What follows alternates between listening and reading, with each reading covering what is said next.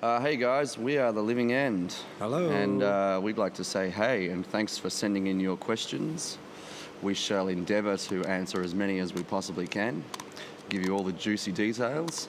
So without further ado, it's over to you. Very nice. All right, this is from Demented Dingo 23 in Adelaide. Okay. People keep asking about the best. 23 demented dingoes. People keep asking about the best fan moment, but what about the worst? Do you remember that time we were in, it was like Philadelphia or something? Again, festival, big stage, paint bomb. Oh, Remember that the was paint bomb? in Rhode Island. Yeah, I'm Providence, not Rhode sure whether the Island. person who threw the big paintball was actually a fan. No, I don't think so. So this person is Spikes Gug 001 from California. Hey. Hey, TLE. Been a huge fan since I saw you guys for my first show back in 2006 at the House of Blues. Anyway, here's my question. Do you guys ever plan on doing any more instrumentals? Songs like E-Boogie, Closing In and Hellbound are brilliant.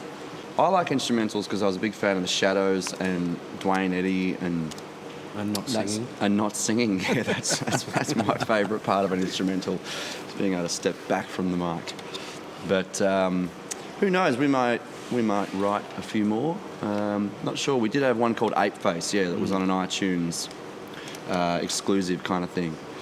And yeah, they're fun to play. They're more. It's more of like an exercise thing. It's generally not so much about the melody, more about just trying to, show off the chops in 2.5 minutes. This person's Job 808 from Curry Curry in New South Wales. Curry. Curry No, just curry. one, thanks.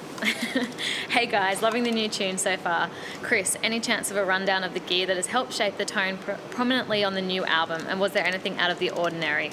There was a bunch of new effects pedals. Really, there was I'm looking at my pedal board right now. There's a chorus pedal, a phaser, and a POG, poly octave generator, octaves up to the ya-ya, and a flanger, and I used a whole lot of old tape echoes, an old copycat, a couple of Roland space echoes, and Lots of delays. tried to use, yeah, that's what they are.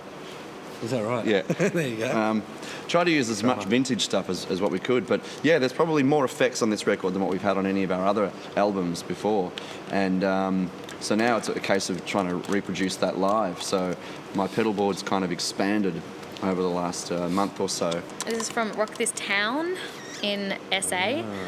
I read an interview between Chris and Brian Setzer, and you discussed the feeling to conform to the cliche traits of rockabilly music. Considering your roots began with rockabilly, how do you guys feel this has shaped your band, the band you are today?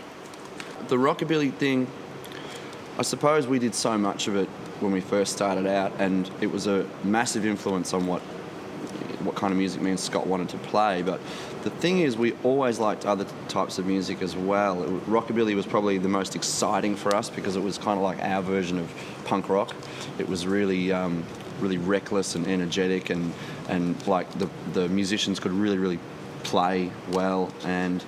But we also, one album that I always reference was The Cure's first record, and Madness, that early 80s kind of English thing. We loved that. So we always sort of thought, well, the neo-psychobilly bands were great, but they were all too sort of traditional. So we thought if we could incorporate elements of The Cure and kind of new wave bands like Blondie and like really great, well-written songs into the rockabilly kind of stylings, then maybe we would have something. And that's kind of what we were aiming for, and we probably still are aiming for.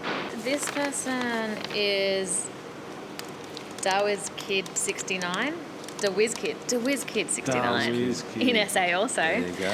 I'm in a high school band and I'm the lead guitarist and vocalist, but I suck at writing lyrics. So I'm wondering what advice you can give about writing lyrics to a tune and whereabouts you found the inspiration for your lyrics on the upcoming album. Lyrics are the writing lyrics is part. the hardest part. It's something that doesn't come easy to me. Maybe it does for some people, but I definitely I kind of labour over it. I think you can overthink it sometimes. I had a tendency to do that on this record a little bit. Quite often, Nick, our producer, would come in and I'd have changed some lyrics around from the demo because the demo never really made sense, but it had obviously been written for a reason.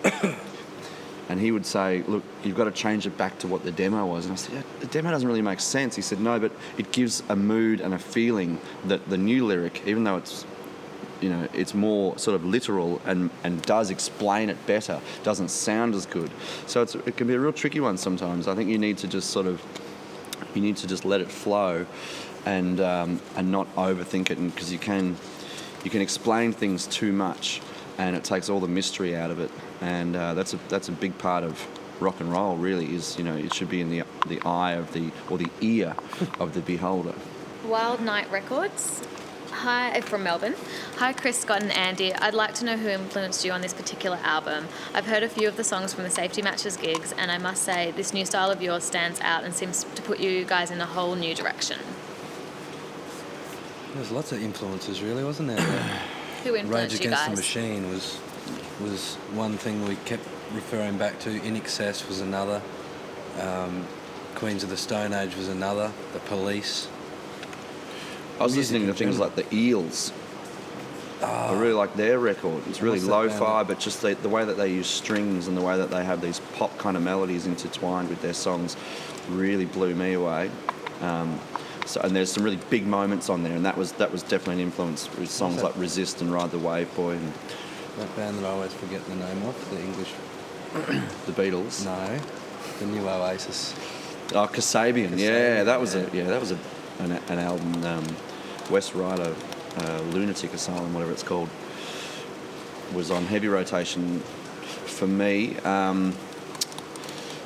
try and listen to as much stuff as we can, really. I think, you know, we're a pretty eclectic band now. I don't know whether it's weird when people say like it's a new style, because it doesn't feel like a new style. It just feels like a new batch of songs. But maybe on the outside it is a new style. But as long as it's good, you know, we just try and come up with stuff that feels right. This is Sabs22 from Victoria also. It's a little bit of a quirky one. Hey guys, I'm just wondering, and I'm sure many others are too, while on the road, you guys must enjoy many different types of sandwiches. We do. Which one of these sandwiches was your favourite and why? And did it influence the new album in any way? Yeah, can't say sandwiches had a huge influence on this record, did they? Well, More so burgers. Chris probably eats more chicken schnitzel sandwiches than anyone else. Oh, you can't get past the chicken schniz. But I tell you what, when you're in the Taragi and you're cruising up the Hume, you go to a truck stop, Yeah. and it's just a ham cheese. Ham and cheese. Toasted ham and Actually, cheese. sometimes I don't even go the ham, right? Because I'm not quite sure where the ham's come from. I mean, I know where it's come from, but I'm not quite sure where it's come from. So you might just go cheese Cheese. with a bit of tomato. And it's nice and squashed. Yeah, it's got to be tight. Yeah, they squash the Yeah. out of it. Okay, Scott, who designs makes your bases? Because I was under the impression that it was King, but they have since closed down. And this is from Buddha 117 in New South Wales. There's a gentleman by the name of Ben Puglisi who works out of a workshop and store in Melbourne, who's a luthier who makes, repairs, restores double basses, violins and cellos. And he, I would generally buy a bass off him.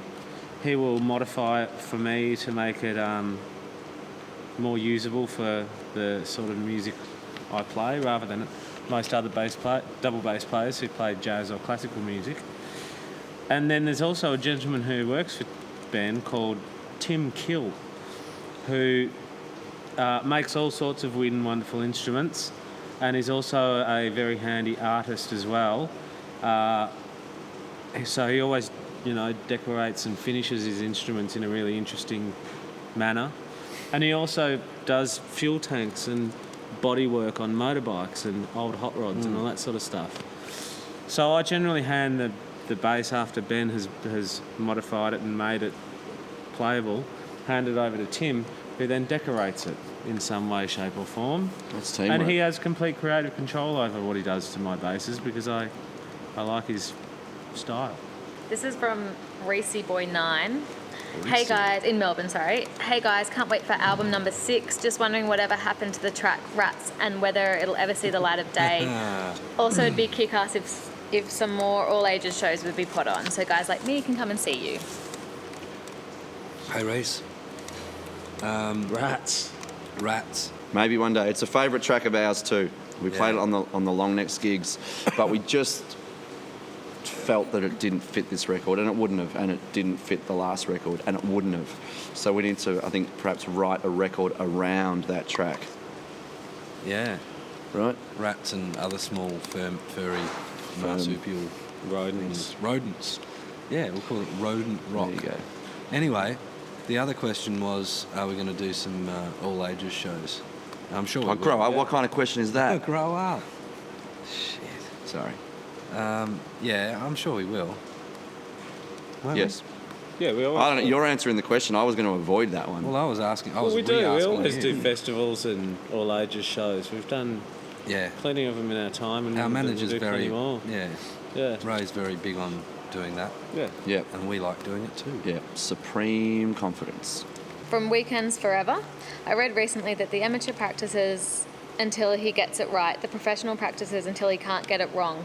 You have a similar approach to your music, so how much time will you spend rehearsing leading up to your tour in September? We probably over-rehearse because we don't want to get it wrong. I mean, we put a lot of effort into the writing, which hopefully we get right for the record.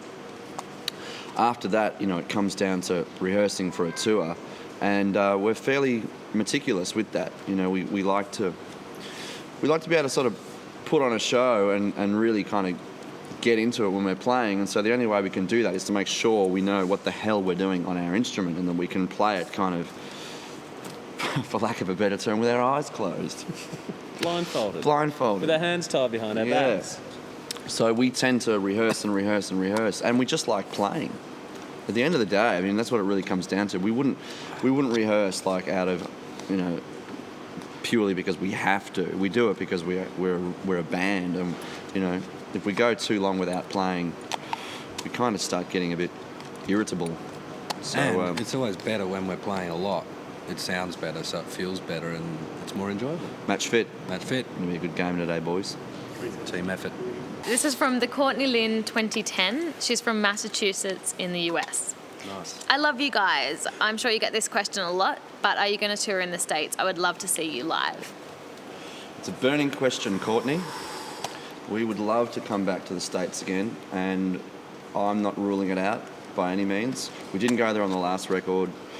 There was a number of reasons. We ended up going to Europe for most of that album, but we know that we have people over there that want to see the band, and we want to come over there. It's just a matter of there's only so many places that you can play once we've and finance, and there's just factors that are kind of above and beyond us, but it's not because we've lost any love for the US of A. Especially Boston.